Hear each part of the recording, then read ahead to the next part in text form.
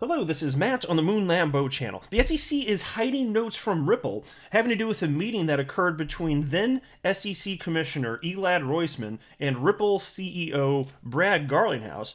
And a part of what was allegedly discussed, according to Mr. Garlinghouse, during this meeting was that Commissioner Roizman actually told Brad Garlinghouse that he did not believe that XRP was a security.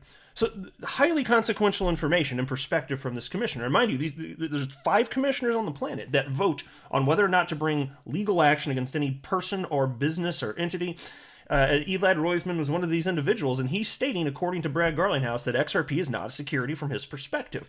There are notes on this taken by an SEC employee that this is so absurd. The SEC is claiming these notes are privileged. So I'm going to share with you the specifics. There's a legal filing just yesterday on Thursday. And I have to tell you, this is one of the most absurd claims that the SEC has made. So I'm going to get you all caught up to speed on here, and we'll talk about the asshattery that is currently occurring. But before going any further, I do want to be clear, I do not have a legal or financial background of any kind. I am not offering legal or financial advice, and you definitely should not buy or sell anything because of anything I say or write. I'm just an enthusiast who enjoys making YouTube videos about crypto-related topics, but just as a hobby and just for fun.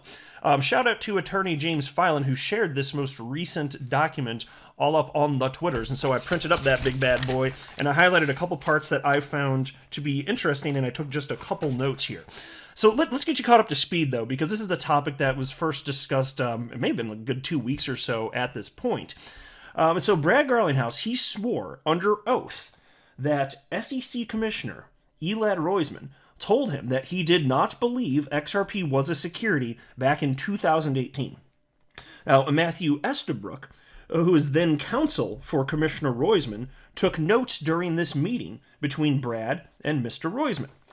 The SEC is claiming these notes are privileged despite the fact that Brad Garlinghouse was present for the conversation that resulted in the contents of the notes, which of course makes this absurd. Now, the SEC's latest legal filing on Thursday, it's the latest attempt to prevent justice from being done. Although Brad Garlinghouse has already shared his recollection of the 2018 meeting and discussed it under oath, the SEC's notes are of significant importance as they would likely corroborate what Brad has stated publicly and under oath regarding this meeting. And so the judge is now set to personally review these notes and make a determination on whether or not the notes must be handed over to Ripple. Let me share with you this. This is a short thread from John Deaton's organization Crypto Law, and this is from February 10th. This is the last piece I need to get you caught up with so that you are on the same page as far as the developments to this point so that we can proceed with the story here. But here's what Crypto Law shared on February 10th. Just added to our document library. Motion by Brad Garlinghouse to compel SEC to produce notes by outgoing staffer Matthew Estabrook from 2018 meeting between Commissioner Roizman and Garlinghouse, where XRP was discussed, plus exhibits. The motion and exhibits detail intense back and forth over how in January the SEC claimed it stumbled across these notes as Estabrook was cleaning out his desk as he left the agency. Another privilege log was sent, but, surprise, the SEC claims the notes are privileged. And again, yes, to be clear, you did hear that right. The SEC initially claimed that no such notes about this, this meeting existed. They said, nope, didn't exist, but then magically they found them. Anyway, Crypto Law continues. The motion demands the notes be handed over, detailing how ridiculous the privilege claim is by noting that Mr. Garlinghouse said in a deposition he remembered Roizman was sympathetic to Ripple over XRP in the meeting, and the SEC previously released meeting notes from a 2018 meeting between Ripple and Jay Clayton, where XRP was discussed and didn't claim privilege over that document. Clearly, the motion says, privilege claims are only made over anything helpful to defendant's case. Surprise, surprise, right, folks? Exhibits include a Brad Garlinghouse email after the 2018 Roizman meeting, plus excerpt from Garlinghouse's deposition recalling Roizman's sympathetic views of SEC confusion over XRP. The SEC is refusing to release its own notes from that meeting. Wonder why? Exhibit B is the letter of notice from the SEC when they just happened to find the notes they insist they looked for previously and hadn't found, but just stumbled over. Oh, and they are withholding them. Exactly. And so here's this on your screen. This is part of Brad Garlinghouse's testimony. He said what I'm about to share with you under oath, under penalty of perjury. So here's what he wrote. He was asked in these meetings, so referencing the meetings with commissioners, did any of the commissioners tell you that they did not believe that XRP is a security? Brad responded with one word. Yes. The SEC asked, who? Brad responded with the following. I recall Commissioner Roizman very specifically saying, I'm sorry you've even had to come here. I think that the confusion about the status of XRP he viewed as not healthy for the market. I recall less about the meeting with Commissioner Peirce, another SEC commissioner. So right there, Brad Garlinghouse swore under oath that this commissioner told him that he did not view XRP as a security. And again, Matthew Estabrook, who was with the SEC, was an SEC employee until January of this year, he took notes during this meeting. And again, they initially said, nope, we don't have any notes, and then magically they found them. Well, how about that?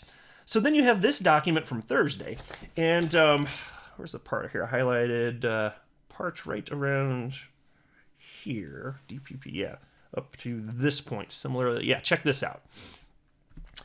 As to the notes now at issue, Mr. Estabrook, counsel to Commissioner Roizman, attended the meeting with Garlinghouse and memorialized those aspects of the meeting that Mr. Estabrook believed could relate to future commission decisions. So let me pause. This is coming directly from the SEC right now.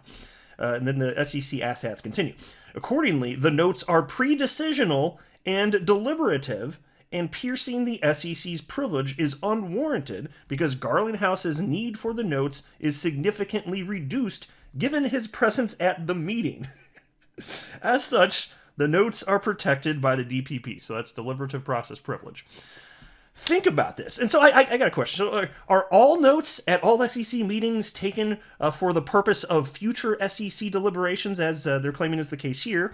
Or is it actually just the case that the SEC makes that claim when it's convenient for them? Do you really believe that specifically, and just with this meeting, right? And it's very inconvenient for Ripple, but they actually took the notes specifically for the purpose of deliberating on this topic in the future. Do you actually believe that? I don't. It's unbelievable. It's absolutely unbelievable. But check this out. Let me go to the back here, because there's a declaration from Matthew Estabrook here, and it's actually towards the very end here. I think it's Exhibit A. Yeah, here we go. Check this out. Declaration. I borrow my printed page. Okay. Declaration of Matthew Estabrook. And mind you, I'm going to share with you some of what he wrote down here in this document from Thursday, the 24th. And note this.